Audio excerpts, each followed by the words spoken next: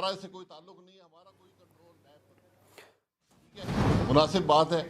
لیکن اب اسمبلی نے, جمہوری جو عوام کی جو نمائندہ اسمبلی ہے, اس نے اپنی بات تو کرنی ہے, کیونکہ یہی مقصد تھے کہ اگر کل لوگوں کو اٹھا لیا جائے, ممبران کو اٹھا لیا جائے, عوام کی جو نمائندہ اسمبلی ہے اس نے اپنی بات تو کرنی ہے, کیونکہ یہی مقصد تھے کہ اگر کل لوگوں کو اٹھا لیا جائے, ممبران کو اٹھا لیا جائے. اسی لیے رولز کے اندر پروویژن رکھی گئی ہے کہ اسپیکر جو آدمی گرفتار ہو اس کے پروڈکشن آرڈر جاری کرنے کا اختیار رکھتا ہے, اور یہ اختیار اسی لیے ہوتا ہے کہ حکومت جو ہے یا کوئی اور ادارہ کسی شخص کو بلا وجہ گرفتار کر کے حق کی نمائندگی سے محروم نہ کرے. تو ہم نے یہی بات اسپیکر سندھ اسمبلی کے حوالے سے بھی کی کہ ان کے گرفتار کرنے کا کوئی مقصد نہیں ہے. آپ نے الزام لگانا ہے, الزام لگائیں, ان کو پروسیکیوٹ کریں, یہ احتساب کا عمل ہوتا ہے.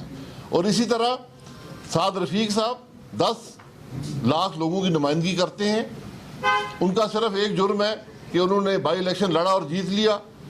آج ان کو جس طرح پروسیکیوٹ کیا جا رہا ہے وہ پورے ملک کے سامنے ہے, کوئی الزام نہیں ہے, کوئی ثبوت نہیں ہے, اور دونوں بھائیوں کو نیب کی کسٹڈی میں ریمانڈ پر رکھا گیا. ہم نے اس پر پہلے بھی احتجاج کیا ہے. ہم صرف یہ چاہتے ہیں کہ اسپیکر صاحب پروڈکشن آرڈر جاری کریں تاکہ وہ یہاں آ کر اپنے حلقے کے عوام کی نمائندگی کر سکیں, یہ ان کا حق ہے. اور اسپیکر صاحب اگر جمہوری روایات, پارلیمان کی روایات کو سمجھتے ہیں تو پھر پروڈکشن آرڈر جاری کرنا ان پر لازم ہے.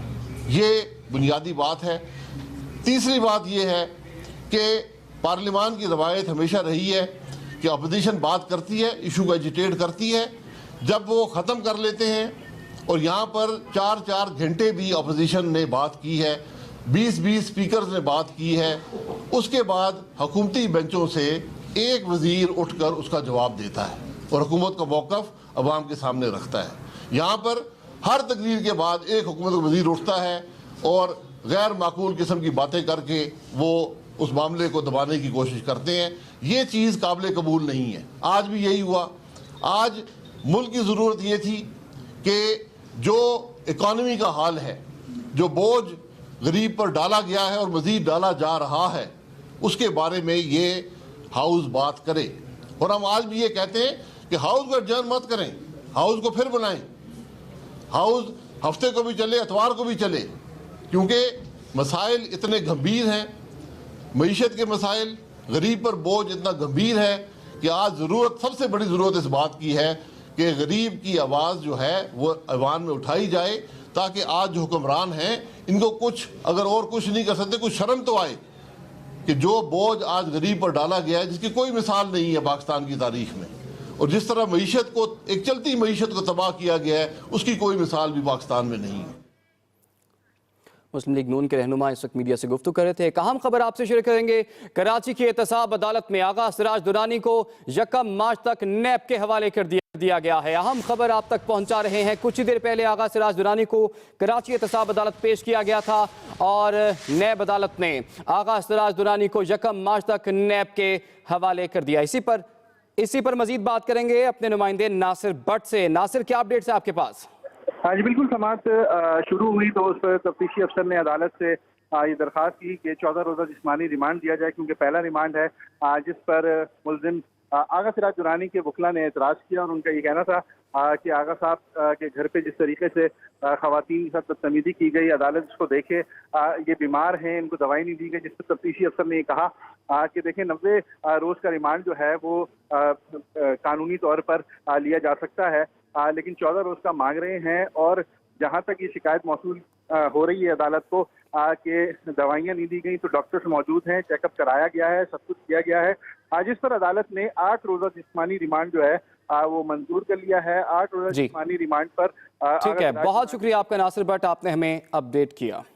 اور ابھی ایک مرتبہ پھر آپ کو لیے چلتے ہیں قومی اسمبلی کے باہر, جہاں پر مسلم لیگ نون کے رہنما میڈیا سے گفتگو کر رہے ہیں. ڈال دیں پی ایم ایل این کی اور پیپلز پارٹی کی, بلکہ ان پر ذمہ داری جو ہے اکانومی کے خراب ہونے کی وہ آپ پہلی حکومتوں پہ ڈال دیں, پی ایم ایل این کی اور پیپلز پارٹی کی.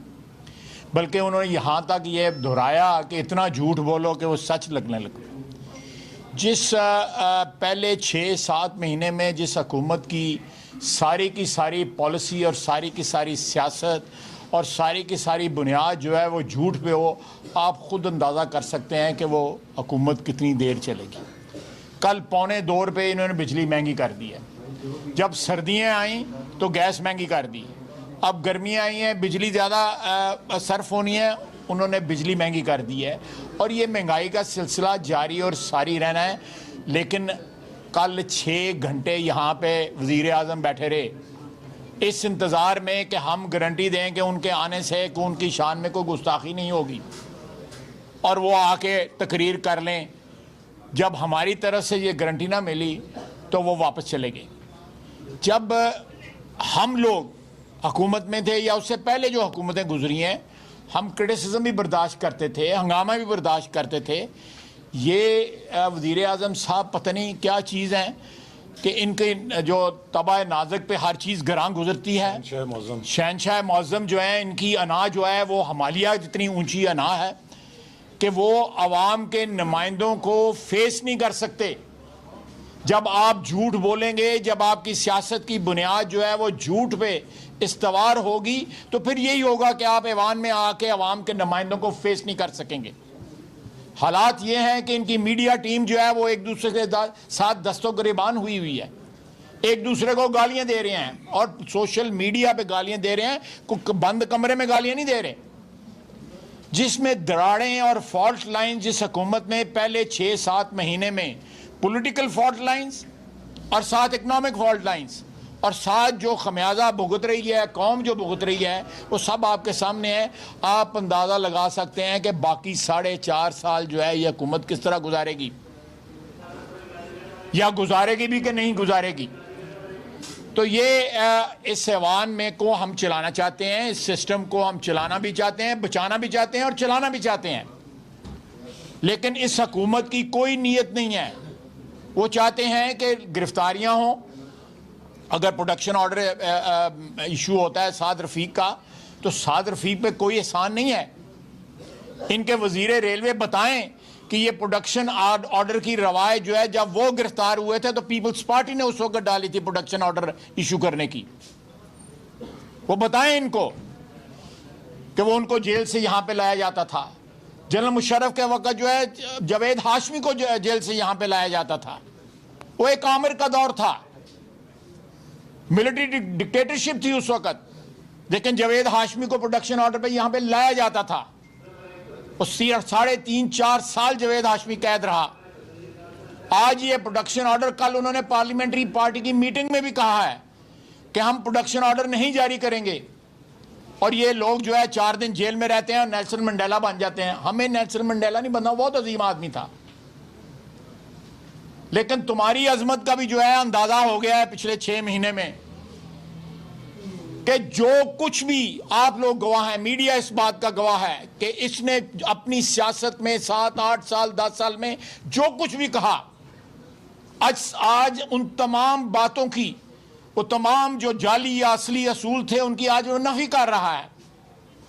اس کی حکومت اول اور آخر جو ہے جھوٹ کے اوپر جو ہے اس کی بنیاد کھڑی ہے، اس کی عمارت کھڑی ہے اس وقت۔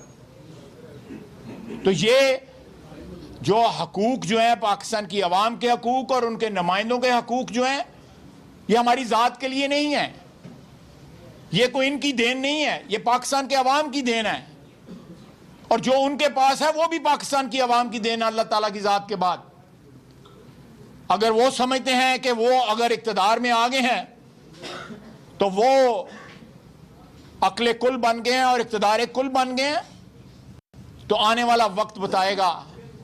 ابھی گرمیاں آنے والی ہیں، بجٹ بھی آنے والا ہے، پاکستان کی عوام ان کو بتائے گی کہ ان کی کیا اوقات ہے۔ بہت بہت شکریہ۔ بسم اللہ الرحمن الرحیم۔ جیسا کہ آپ کو معلوم ہے کہ ایک نئے پاکستان کے دھوکے کے اوپر اس حکومت کو پاکستان کے عوام پر مسلط کیا گیا۔ یہ حکومت پاپولر ووٹس میں آج بھی اقلیتی حکومت ہے۔ اپوزیشن بینچز پہ جو جماعتیں بیٹھی ہیں وہ 2.5 کروڑ سے زیادہ ووٹ لے کر بیٹھی ہوئی ہیں، اور یہ 1,70,00,000 کے ساتھ حق بینچز پہ بیٹھے ہوئے ہیں. اور اس نئے پاکستان کی جو فلم قوم کو بیچی گئی، جس میں جنت کا وعدہ کر کے آج قوم کو جہنم میں دھکیل دیا گیا ہے. عوام کی گیس اور بجلی کے بلوں سے چیخیں نکل رہی ہیں. آج اسٹیٹ بینک کی یہ رپورٹ قومی اسمبلی میں لے ہوئی ہے. اسٹیٹ بینک کی یہ رپورٹ اس حکومت کی اقتصادی کارکردگی پر چارج شیٹ ہے. اس رپورٹ میں واضح طور پہ لکھا گیا ہے کہ پہلی سہ ماہی کے اندر جو خسارہ ہے پچھلے سال کے مقابلے میں 100 ارب روپیہ اس میں اضافہ ہو چکا ہے. یہ لوگ تو خرچے گھٹانے آئے تھے، بڑے بڑے دعوے کیے گئے تھے کہ ہم شے خرچیوں کو ختم کر رہے ہیں، ہم غیر ضروری اخراجات کو کم کر رہے ہیں. تو پھر یہ بتایا جائے کہ پہلے 3 مہینے میں آپ کے 100 ارب روپیہ خسارہ کیسے بڑھ گیا. آپ نے تو یہ سودا بیچا تھا کہ مجھ پہ قوم اعتبار کرتی ہے، میں چندے اکٹھے کرتا ہوں، مجھے آپ ذرا وزیر اعظم بنوا دیں. کچھ لوگوں کو یہ جھانسا دیا کہ آپ میری مدد کر کے مجھے وزیر اعظم بنا دیں، تو پھر دیکھیں قوم ٹیکس کی بارش کیسے کر دے گی. قوم کس طرح ایک دیانتدار سو کالڈ وزیر اعظم کو دیکھ کے ٹیکسوں کی بارش کر دے گی. تو جناب جو ٹیکس کلیکشن ہے اس میں بھی 174 ارب سے زیادہ کا شارٹ فال واقع ہو چکا ہے.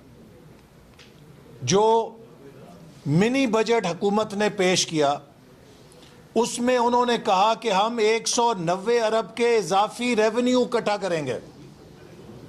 آج وہ 190 ارب اضافی کیا ملنا تھا، 174 ارب شارٹ فال ہو چکا ہے.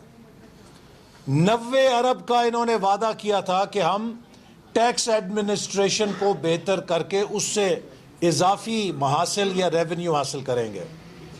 وہ بھی ایک ڈرونا خواب بن چکا ہے. اسٹیٹ بینک نے رپورٹ میں لکھا ہے کہ حکومت نے 45% سے زیادہ ڈیولپمنٹ بجٹ کٹ کر دیا ہے.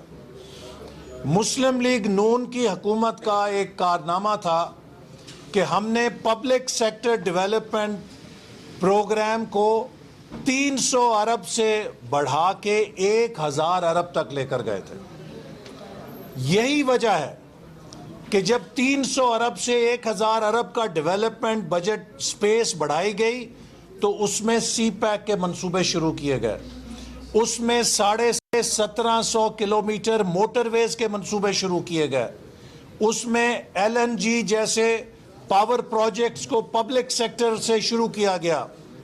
122 ارب روپے خرچ کر کے دیامیر بھاشا ڈیم کی زمین کی خریداری مکمل کر کے 24 ارب روپیہ مزید مختص کیا گیا.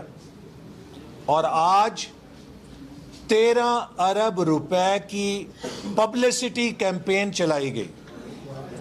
13 ارب روپے کی پبلسٹی کیمپین چلائی گئی اور 9 ارب روپے اکٹھے کیے گئے.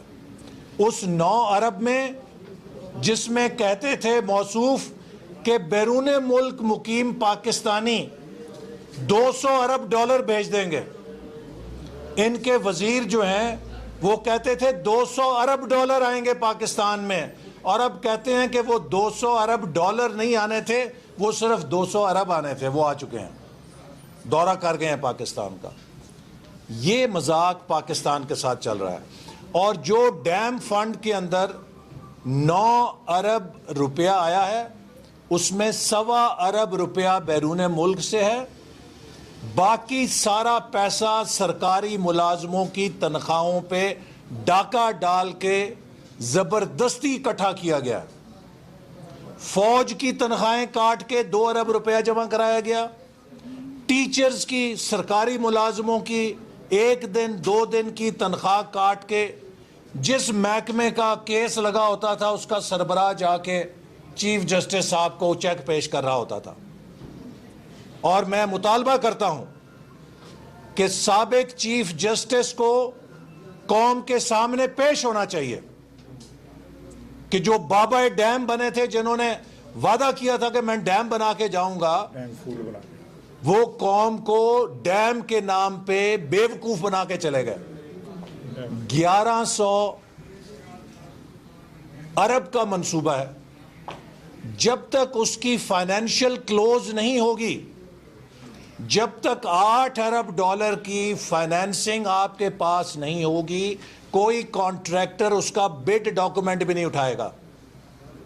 9 ارب روپے کے ساتھ یہاں پہ کوئی جو کسی بازار میں ٹھیکیدار بیٹھا ہوتا ہے وہ بھی اس کا ٹینڈر ڈاکومنٹ نہیں اٹھائے گا. چاہے جائے کہ انٹرنیشنل کوئی کانٹریکٹر اس کے اوپر آ کے اپنا بڈ جمع کرائے. اتنا بڑا دھوکہ، اتنا بڑا دھوکہ. جس حکومت نے 122 ارب روپے خرچ کر کے اس ڈیم کی زمین خریدی، ہم نے 122 ارب روپے خرچہ، کسی سے چندہ نہیں مانگا، اور آپ نے ساری دنیا الٹ سیدھی کر دی. ڈیم ڈیم ڈیم کے نام پہ پھول بنایا لوگوں کو، اور 9 ارب روپیہ، اور وہ بھی سرکاری ملازموں کی تنخواہوں سے اکٹھا کر کے آپ بھاگ گئے. 13 ارب کی پبلسٹی کی آپ نے اپنی. آپ وزیر اعظم اور وزیر اعلیٰ کو عدالتوں کے نوٹس بھیجتے رہے کہ آپ کی تصویر کیوں چھپتی ہے. اور میں سمجھتا ہوں کہ یہ 13 ارب روپے کی وصولی سابق چیف جسٹس ثاقب نثار سے کرنی چاہیے، جنہوں نے قوم کو بیوقوف بنایا. اسی طرح کل انشاءاللہ تعالی اپوزیشن نے فیصلہ کیا ہے کہ ہم قومی اسمبلی کے اندر گیس اور بجلی کے بلوں میں اضافے پر حکومت کو مطالبہ کریں گے کہ ان کا اضافہ واپس لیا جائے، اور اگر حکومت نے گیس اور بجلی کے بلوں میں اضافہ واپس نہیں لیا تو بھرپور احتجاج کیا جائے گا. اپوزیشن پاکستان کے عوام کی نمائندگی کرتے ہوئے حکومت کے سامنے ان جذبات کو پیش کرے گی. جس شخص کی کل آمدنی 20,000 روپے ہے، اس کو 30,000 کا گیس کا بل بھیج دیا گیا ہے. جس انسان کی کل آمدنی 35,000 ہے، اس کو 50,000 گیس کا بل بھیج دیا گیا ہے. جو پچھلے سال 1,000 گیس کا بل دیتا تھا، اس کو اس سال 35,000 کا گیس کا بل بھیج دیا گیا ہے. یہ چوپٹ راج اندھیری نگری جو ہے، یہ پاکستان کے اندر چلانے کی اجازت نہیں دی جائے گی.